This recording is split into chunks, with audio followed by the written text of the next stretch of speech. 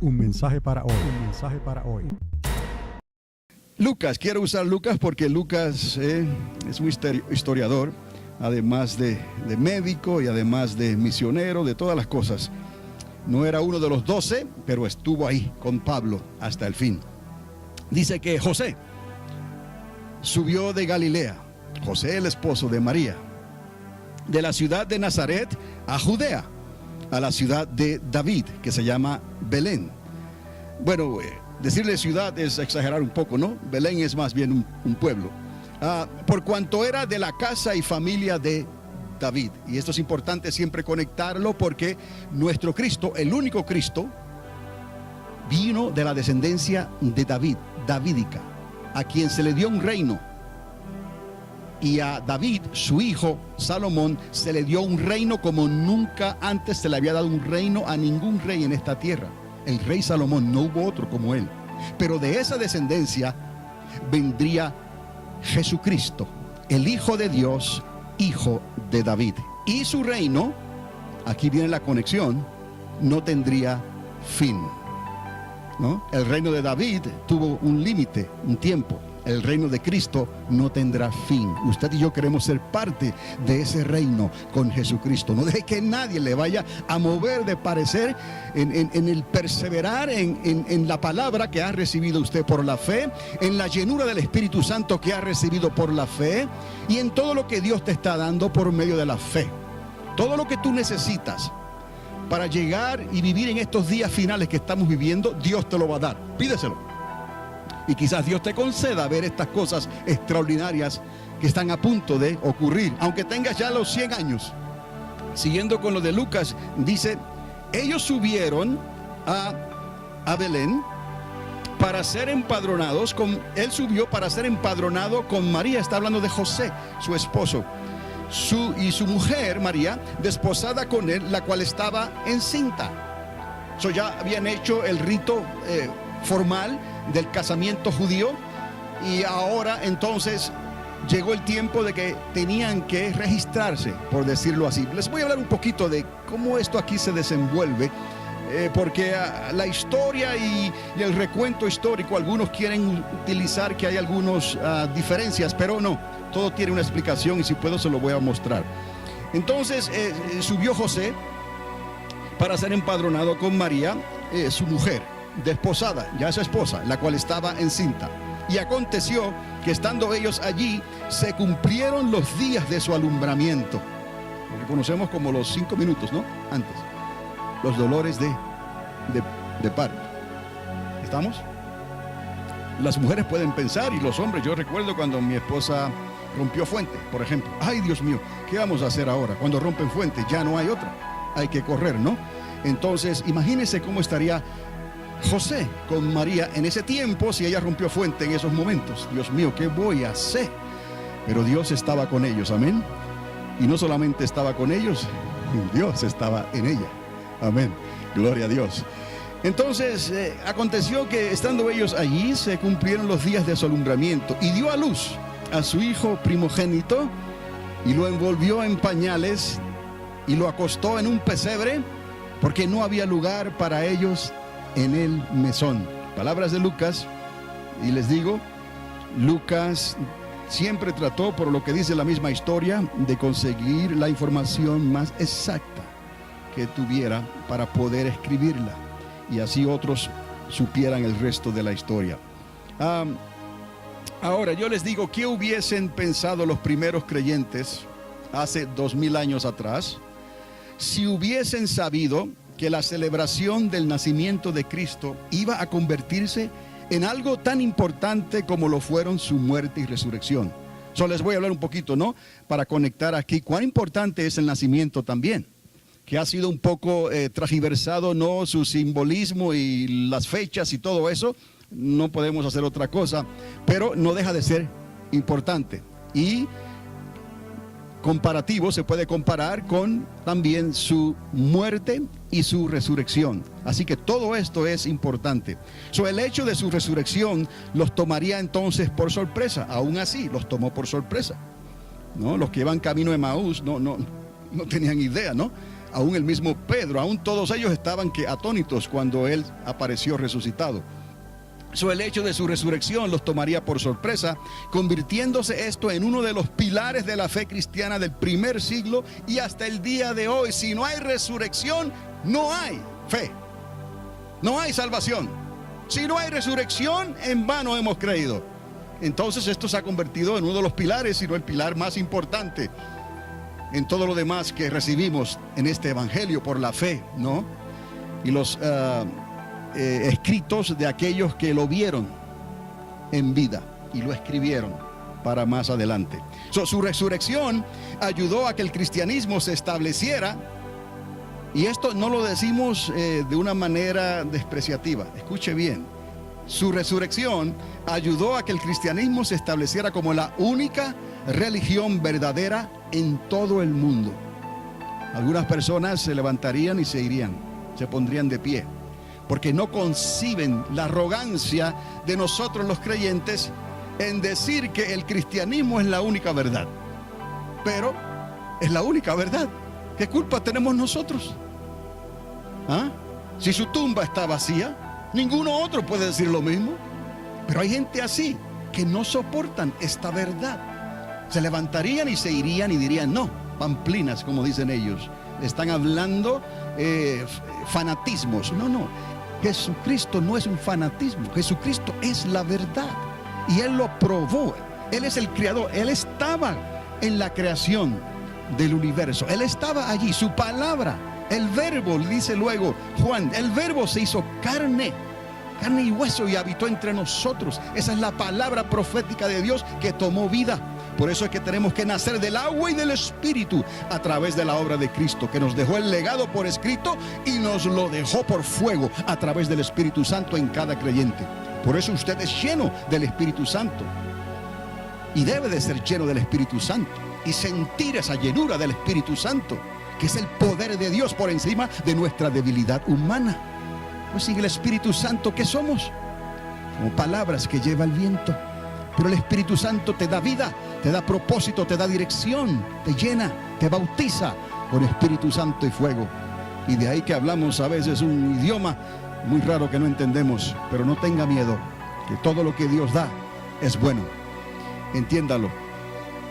Su resurrección ayudó a que el cristianismo se estableciera como la única religión verdadera en todo el mundo, representativa del Dios creador de todas las cosas.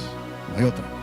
Creyeran esto o lo dejaran de creer, el mundo quedaba con una tumba vacía, que fue ocupada momentáneamente por una visita temporera del Hijo de Dios a esta tierra. Esa es la verdad del Evangelio. Si lo dice el Padre, es suficiente para que por la fe usted y yo lo creamos. Y déjele el resultado al Espíritu Santo, el Espíritu de Jesucristo, el Espíritu de Dios. Y estamos hablando de la misma persona. Su nacimiento, por otro lado, entonces entramos ahora al nacimiento, no sería tan complicado como la corta vida de nuestro Señor Jesucristo, aunque no dejó de ser algo sobrenatural, entendemos, hasta que unos religiosos lo trataron de acomodar como una festividad de la iglesia. Y la hermana Mary le habló un poquito, ¿no?, sobre eso, pero es lo que iba a suceder tarde o temprano. Unos religiosos iban a tratar de acomodar la fecha en que nació como una festividad en la iglesia.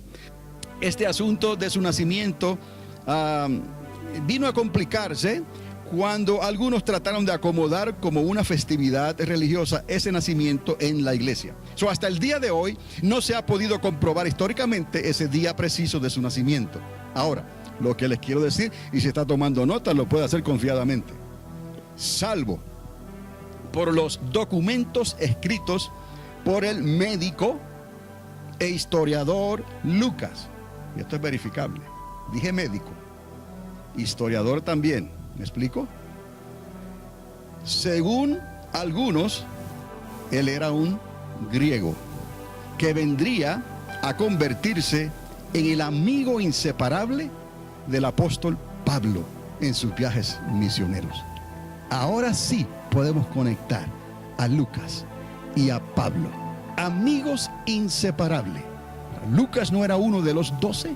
Lucas era probablemente griego, por eso es que Pablo no lo menciona cuando está hablando de los de la circuncisión y los pone a un lado, no menciona a Lucas. Algunos piensan que por ese detalle, ¿no? Piensan que Lucas era entonces incircunciso, era griego. Pero está bien, no le falló a Pablo, y esa es la importancia. Y creyó, y nos dejó un legado histórico en el Evangelio de Lucas, y nos dejó otro, la continuación, la parte 2, que se llama como el libro de los Hechos. Bien has dicho. El mismo autor, una historia continúa, el legado de Lucas, el médico. Pablo le llama médico, historiador, porque él lo dice: oh Teófilo, he indagado, ¿no? Vigorosamente he buscado, he comprobado las escrituras, los datos históricos para continuar esta historia y puedas saber de cómo trató esto en verdad. Por eso les digo que vamos a hablar siempre en estos términos de interpretación bíblica, pero también tomando en cuenta el contexto histórico de lo que se nos está diciendo. Cuando usted sale a hablar, no podrán decir: este no sabe de lo que está hablando. Claro que no, este es un fanático. No, usted sabe en quién ha creído, usted sabe para dónde va, y más importante, sabe de dónde Dios le sacó. Y eso es lo importante. No tenemos que enorgullecernos, ni ser arrogantes, ni cosa por el estilo. El Evangelio del Reino es la única verdad. Por eso no vamos a esforzar a nadie, pero vamos a hablar. Tenemos que hablar el testimonio de esta verdad en nosotros. Dejad que ellos utilicen su libre albedrío para decidir, y Dios los juzgará. Esta palabra, los juzgará. Entonces entramos aquí en los datos, en los documentos de Lucas, el historiador. Él mismo, como dije antes, llegaría a escribir el Evangelio de San Lucas y el libro de los Hechos. Ahora, por Lucas y solo por Lucas, y aquí lo que les estoy diciendo, sabemos del embarazo de María, pero no solamente de que estaba encinta. No, tenemos detalles. Y por eso algunos creen que Lucas fue el que personalmente conoció e entrevistó ¿a quién? A María. ¡Wow! La madre del Señor. Gloria a Cristo, ¿no? Por Lucas sabemos entonces esos detalles de su embarazo, del embarazo de María. ¿Qué ocurrió cercano al alumbramiento? Cuando él escribe estos detalles, ocurrieron cercanos a su alumbramiento en su viaje a Belén. O sea que están relacionados con ese momento en que ella iba a dar a luz. Ahora, fue para el tiempo del primer censo. ¿Y oyeron algo sobre esto? Ordenado por el emperador romano Octavio Augusto César. Recordarán las clases del Apocalipsis que les di aquí. Ese Octavio fue el primer emperador romano como tal. Y esa palabra Octavio aparece en el griego, en el tiempo del Anticristo, en el libro de Apocalipsis. Yo les hice la conexión y se los mostré, pero no vine a hablarle de este Octavio Augusto. Pero fue él que, como emperador, dio orden de estos censos. Y les digo, fue más de un censo. Por lo menos la historia habla de 3. Y les voy a dar las fechas. Pero quiero que haga la conexión aquí. Porque históricamente estas fechas no concuerdan exactamente con el relato bíblico. Pero no hay problema, escuchad bien. Sí se introducen varias explicaciones que le dan luz a la historia, para que podamos comprobar entonces que siempre la Biblia, aunque algunos tratan de poner duda en los datos históricos, en realidad la Biblia siempre sale correcta, sale bien. ¿Está conmigo? Ok. Augusto César, el emperador, ordenó sí un censo en el 28 antes de Cristo y ordenó otro en el 8 antes de Cristo, y también ordenó otro el 14 después de Cristo. Hay 3 censos que este emperador ordenó, pero esta información sin este gobernador de Siria no tiene mucho sentido, y es aquí donde hay que acomodar las cosas, porque Lucas se tomó el cuidado de decir que Siria estaba siendo gobernada por un tal Cireneo, o mejor dicho, le llaman Quirino, como también se le conoce históricamente. Tenemos entonces, ¿qué es lo que se hace? Que buscan en la historia el tal, digamos, Octavio Augusto César. Ahí está. Buscan en la historia entonces el tiempo, como el tiempo en que muere Herodes el Grande. Por él sabemos que el año de Cristo no comienza en 0, como se nos enseñó. Fue un error de un monje Domiciano. Este monje se equivocó, pero se corrigió este error. Entonces sabemos que fue más o menos el año 6, más o menos antes de Cristo. Movemos del 0, movemos hacia atrás 6 años. Algunos dicen quizás 7, otros 5. Pero sí sabemos históricamente que Herodes el Grande murió ¿cuándo? El 4 antes de Cristo. Eso está archivado, ¿no?, en los datos históricos. Entonces, como les dije, la historia no tiene sentido si no podemos acomodar entonces el gobierno de Quirino. Se relata que el censo ocurrió durante la gobernación de Siria por Cireneo o Quirino, como también se le conoce. Ahora, le doy el dato histórico aquí. La gobernación de Quirino se registra para el año 6 después de Cristo. Oh, ¿qué pasó aquí? La historia está diciendo que ocurrió 6 años después de Cristo. Cuando el censo lo ordena entonces Augusto, uno el 28, ese no fue. Otro el 14 después de Cristo, ese no fue. Pero el que era 8 antes de Cristo, ese sí pudo haber sido. Pero entonces, ¿por qué Lucas dice el primer censo? Pues en el 28 ya se había hecho uno, en el 8 se hizo otro y en el 14 se hizo otro. ¿Por qué Lucas escribe el primer censo? Esto tiene una explicación también y ahí vamos a llegar. Tenemos el censo por el emperador y tenemos el gobernador de Siria, Quirino, y tenemos datos históricos que colocan a Quirino para el año 6 después de Cristo. Pero la historia siempre sigue buscando e indagando, ¿no?, ellos mismos. No necesariamente porque quieren probar la Biblia, eso a ellos no les interesa. Pero la Biblia no necesita ser probada, se prueba ella sola. Es la palabra de Dios que cae en tierra, que no cae en tierra, perdón, y no retorna ¿qué? Vacía.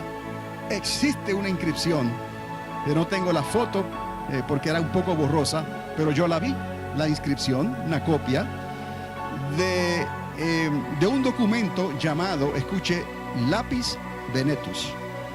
No me pregunte, creo que es latín. Lapis Venetus, donde identifica a Quirino como legado del emperador a Siria para la fecha cercana del 8 antes de Cristo, cuando se dio la fecha del censo. ¿Qué es lo que quiere esto decir? Que este Quirino aparece en el 6 después de Cristo, como les dije antes, 6 DC. Pero también hay un documento que lo coloca a él sirviéndole al emperador romano para el tiempo cercano al 8 antes de Cristo, que fue cuando el censo fue ordenado. ¿Qué es lo que pone a Quirino en esta ventana de tiempo? Ese documento Lapis Venetus, que no lo pueden borrar, está ahí históricamente. Ya hay documentos ahí que conectan al tal Quirino para el tiempo de 8 años antes de Jesucristo. Y recordad esto, cada vez que hablamos de 8 antes de Cristo o 6 después, se utilizó el 0 al principio como el punto de partida cuando Cristo nació, pero hubo un error en esos cómputos por un tal monje que luego se fue arreglado esto y se movió hacia atrás. Cuando decimos 0, estamos hablando de quizás el 6. El 6, el 7 algunos, el 5. Y sabemos que Herodes el Grande, que quiso matar a Jesús cuando era niño, él decide entre los niños de 2 años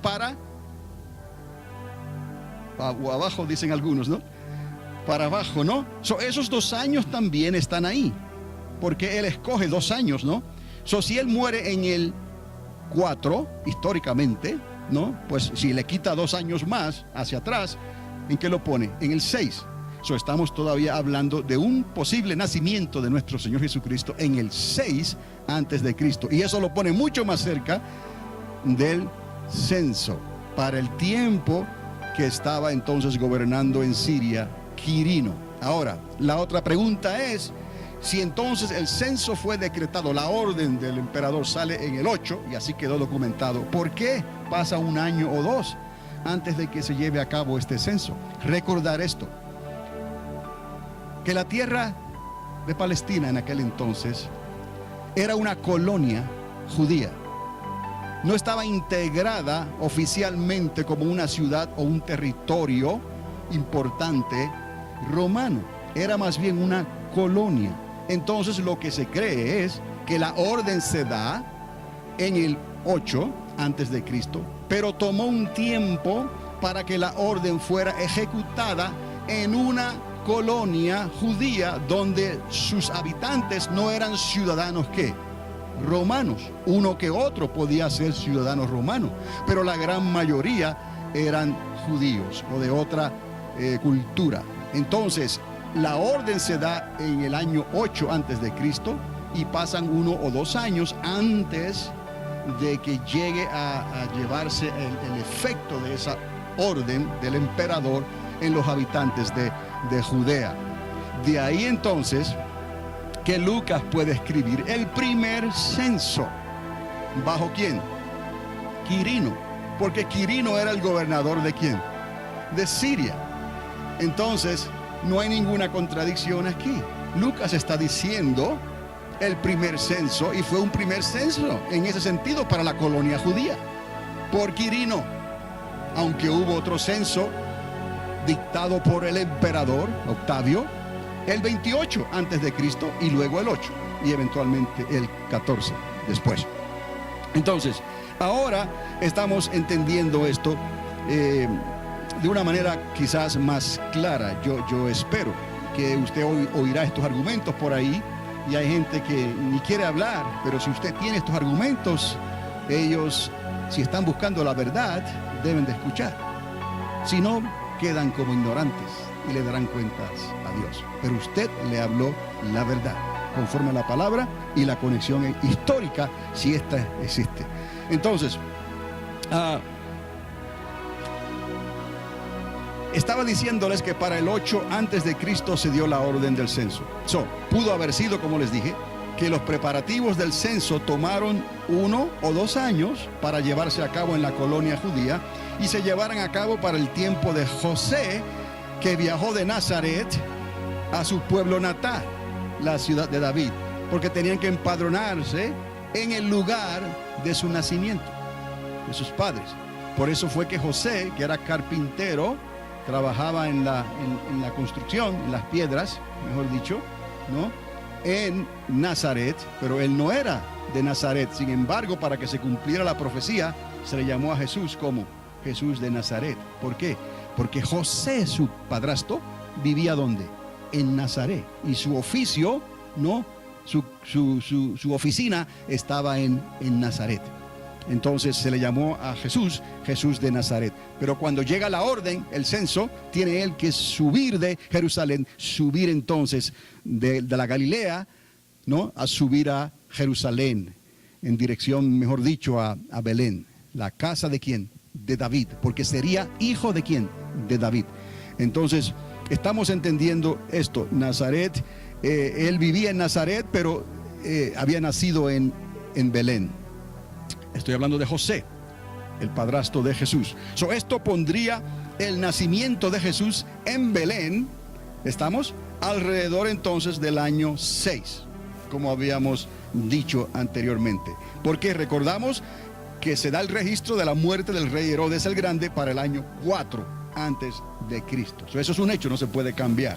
Y sabemos que Herodes se volvió loco con la noticia y mandó asesinar vilmente, ¿no?, a estos niños en el área de Belén. Y se cumple otra profecía que algunos no quieren entender.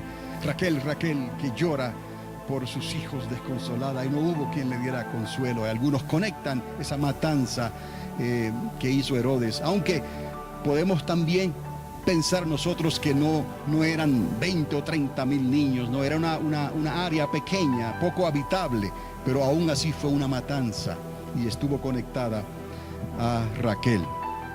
Entonces, esto coloca el nacimiento de Jesús en Belén alrededor del año 6 antes de Cristo. Este primer censo que habla Lucas, entonces bien pudo haber sido, como les dije, el primer censo a la colonia judía bajo el legado del emperador Augusto, a causa de ese documento que encontramos, que se llama Lapis Venetus. ¿Okay? Entonces, ese primer censo pudo haber sido entonces así el primer censo a la colonia judía. Y estaba Quirino, entonces, mencionado en ese documento. Está Quirino trabajando en función de gobernador o de alto rango político o social con el emperador romano para ese tiempo del censo. Y por eso es mencionado por Lucas de esta manera. De esta manera, entonces, todo concuerda. ¿Estamos? Cuando leemos la historia de Lucas, que es la única que da estos datos específicos, lo podemos verificar, lo podemos entender, aunque no necesitamos de la historia para creer esto, ya lo habíamos creído, amén. Pero hoy en día están exigiendo la evidencia circunstancial o la evidencia dada. Y tenemos que estar preparados también para hablarlo. No es nada nuevo. Pablo el apóstol hacía exactamente lo mismo con lo que tenía. Lucas también. ¿Estamos? Ahora, mientras estaban en Belén, la casa de David, el pueblo donde José tenía que registrarse para el censo, le vinieron los dolores de alumbramiento a María. Ahora quiero decir algunas cositas aquí antes de concluir. El hecho de que se arriesgaran a viajar sin estar preparados económicamente, con un hospedaje de antemano, podemos pensar en eso. Dada la condición de María, era para pensar que José había hecho los preparativos, todo lo que pudiera, ¿no? Por caballo, por personas que mandara con anterioridad para preparar un lugar, por si acaso su esposa María estaba embarazada y iba a dar a luz en cualquier momento. Pero parece que José no pudo hacer ningún preparativo de antemano, aún en esa condición. Eso indica, les digo, que en los comienzos esa familia de José y María era una familia relativamente pobre. Veamos esta realidad. Y la Biblia confirma esto, la pobreza de ellos. Cuando fueron a ofrecer al templo, ¿qué fue lo que ellos ofrecieron? Los palomas, los tórtolas.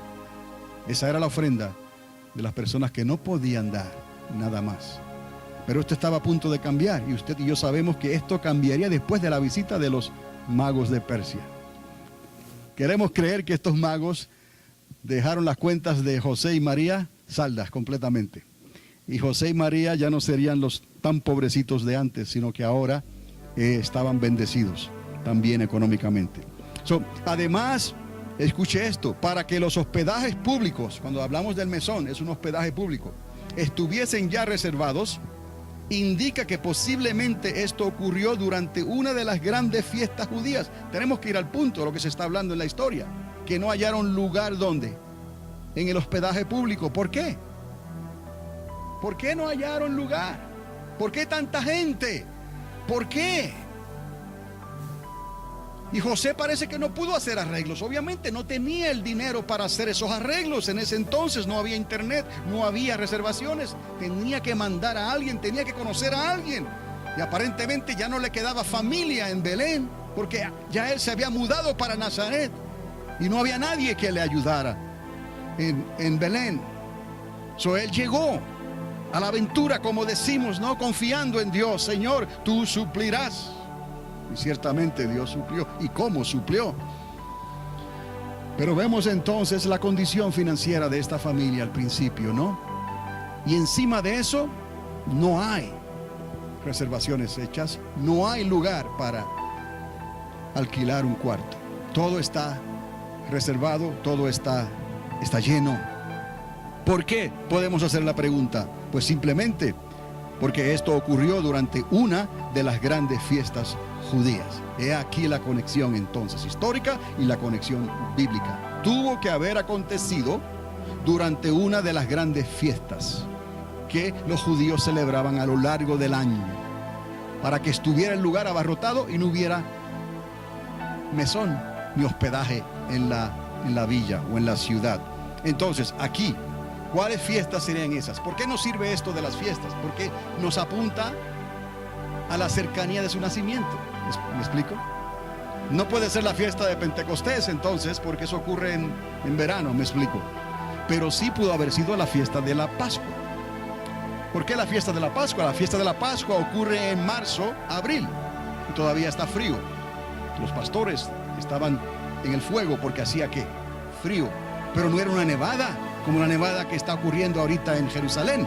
¿Me explico? Eso no era tampoco invierno. ¿Está conmigo? Esto nos ayuda a entender esto mejor, porque las fiestas, ¿cuáles fiestas? Yo solamente había dos que se acercaban. La de Pascua, en marzo, abril, o la de las trompetas, septiembre, octubre. Entonces, en esas dos fiestas, todos los varones tenían que subir. Y posiblemente tenían que llevar a sus familiares también, eran responsables. Entonces, eso nada más hace que todo el contorno de Jerusalén estuviera ocupado por visitantes de todos los lugares en septiembre, octubre y en marzo y abril.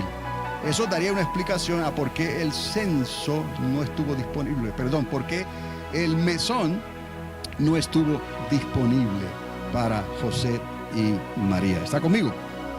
Ok, sin lugar a dudas, las fechas de un nacimiento en diciembre o enero son muy improbables, ¿me entiende? Probablemente imposibles. Cuando usamos el 25 de diciembre, eso tiene otra historia. Pero no es una historia de Dios, es una historia del hombre, o de un intento del hombre por ayudar a Dios o a la religión.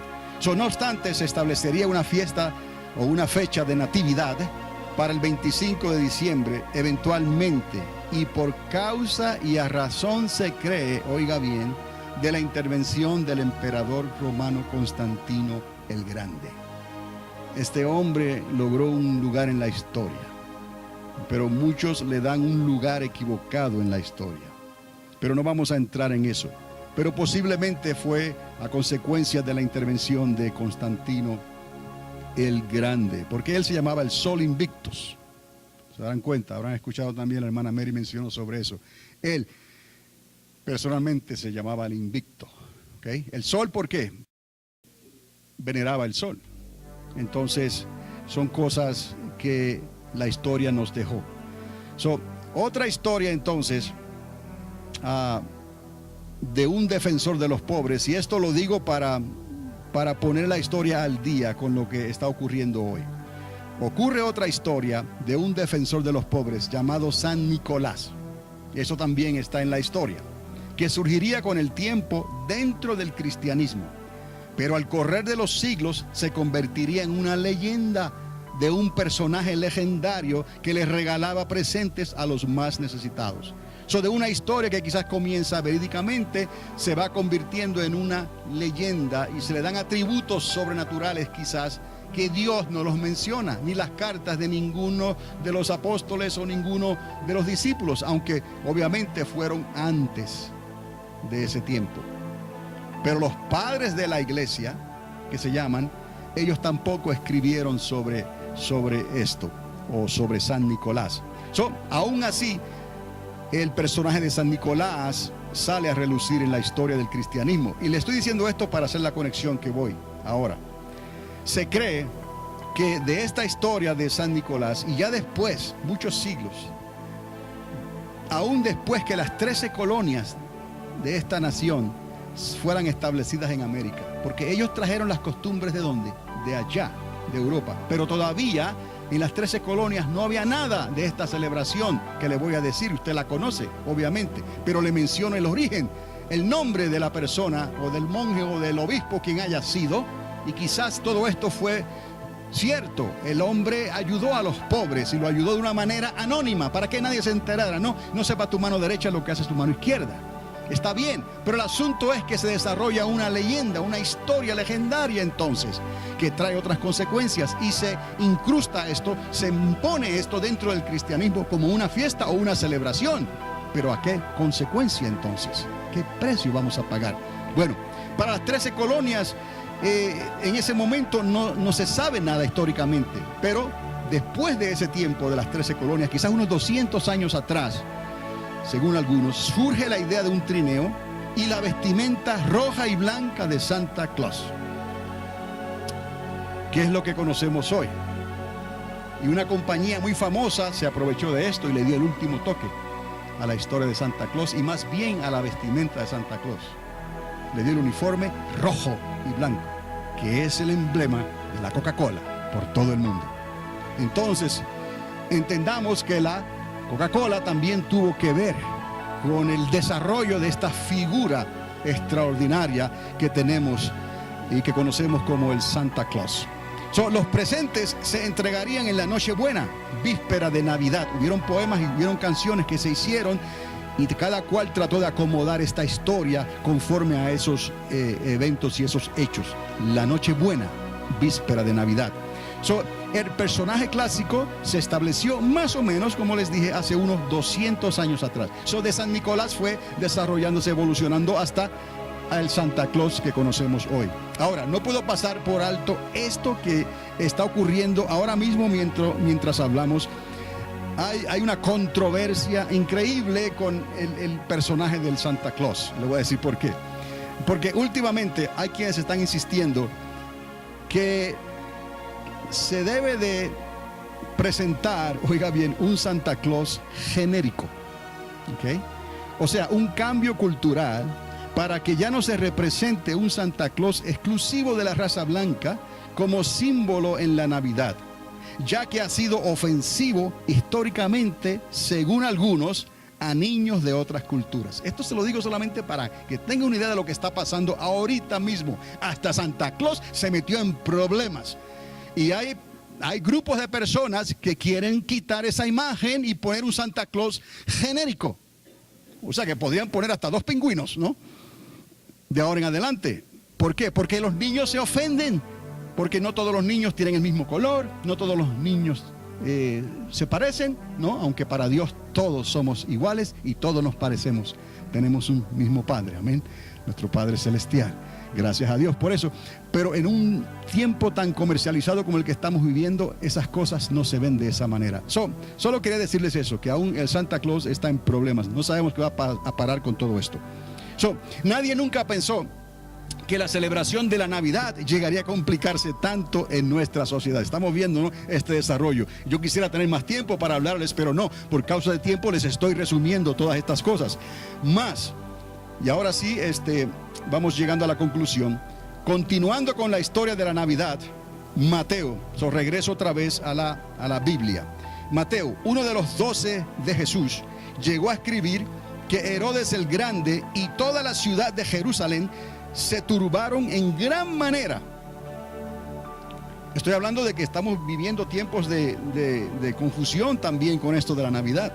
Pero les estoy recordando que aún 2000 años atrás, en los días de que nació Jesús, ya hubo una gran contradicción. Un rey, el rey Herodes el Grande, se turbó completamente, y toda la ciudad, dice Mateo, toda la ciudad, todos los habitantes se estaban preocupando. ¿Qué está pasando aquí? Cuando llegaron unos magos, unos visitantes de Persia, de Oriente, que se creen que eran astrólogos porque eran entendidos en las constelaciones y en las estrellas. Ellos andaban siguiendo una estrella, ¿me explico? Dice las Escrituras, siguiendo una constelación posiblemente en los cielos, y llegan a la conclusión de que ese rey que estaban buscando, esa señal en los cielos, la habían encontrado en la ciudad de Belén. El advenimiento de un nuevo rey. Ahora, si usted no le ve la seriedad a esto, entonces ¿por qué cree usted que Herodes se turbó de tal manera? ¿Por qué la ciudad se turbó de tal manera? Eran unos visitantes y venían de Persia, de Oriente, ¿no? Astrólogos posiblemente venían siguiendo una estrella, una constelación, diciendo aquí algo nos está diciendo aquí el tiempo, ¿no? Ellos no eran creyentes como nosotros, pero usaban lo que había, ¿no? Y dijeron, esto nos dice algo, y fueron ahí. Y ahí encontraron ¿a quién? El lugar del nacimiento de Jesús, el hijo de María. el Hijo de Dios, envuelto en pañales en una cueva, humilde. Qué bueno que estos magos vinieron. Yo creo que ellos terminaron con la pobreza de María y de José. Pero quiero que entienda estas cosas, porque tenemos que conectar la historia con la palabra. No necesitamos de la historia, pero ellos que te van a escuchar a ti necesitan que tú estés versado en la historia, para que no les hables y ellos después digan: estos son fanáticos, no saben lo que están diciendo. Usted tiene todo lo que usted necesita en la palabra, en el internet, en la enciclopedia, en los libros. Recordad, escudriñelo todo y retenga solamente lo que tiene sentido delante de Dios, está conforme a la palabra de Dios.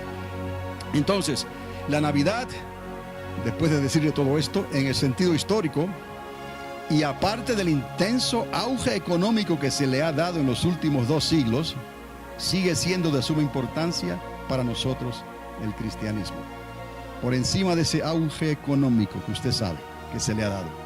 El nacimiento de nuestro Rey fue tan importante como su muerte y su resurrección. Una cosa traería a la otra eventualmente. Del nacimiento a su vida, a su muerte, a su resurrección. Estos son los pilares del cristianismo y de nuestra fe, la base del cristianismo. Y no tenga temor de decirlo, la única verdad. La única verdad. No tiene que darle explicaciones a nadie. Que si Buda, que si Mahoma, que si Confucio, que si la reencarnación, que si los zoroastros, que si esto, que si lo otro, que si el Kabbalah, que si aquí, que si allá. Hay una sola verdad. Su tumba está vacía. Sí, la salvación viene de los judíos. Dios lo escogió así. Abraham halló gracia delante de Dios, y de ahí nos trajo el resto de la historia.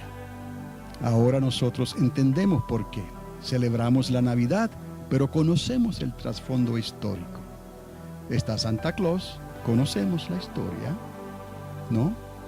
El árbol de Navidad, conocemos también en parte, pero hay una sola verdad histórica que está declarada por el mismo Dios creador del universo, y es la vida, el nacimiento, la vida, la muerte y la resurrección de nuestro Señor Jesucristo. Y la prueba está en que su sepulcro está vacío. Por lo que en estos días, amados, debemos de recordar y celebrar estos acontecimientos según los datos históricos que recibimos de aquellos que nos dejaron el legado bíblico de la Navidad. ¿Está conmigo? Entonces, les repito esto: debemos de recordar enfáticamente y celebrar estos acontecimientos según los datos, los documentos que recibimos de aquellos, como Lucas, ¿me explico?, que nos dejaron ese legado bíblico de la Navidad.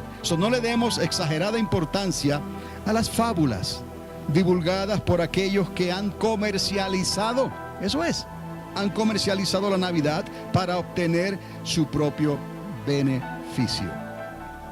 Es necesario, amados, contar esta historia a nuestros hijos, como les dije al principio, a nuestros nietos y bisnietos, hasta donde el Señor nos dé salud.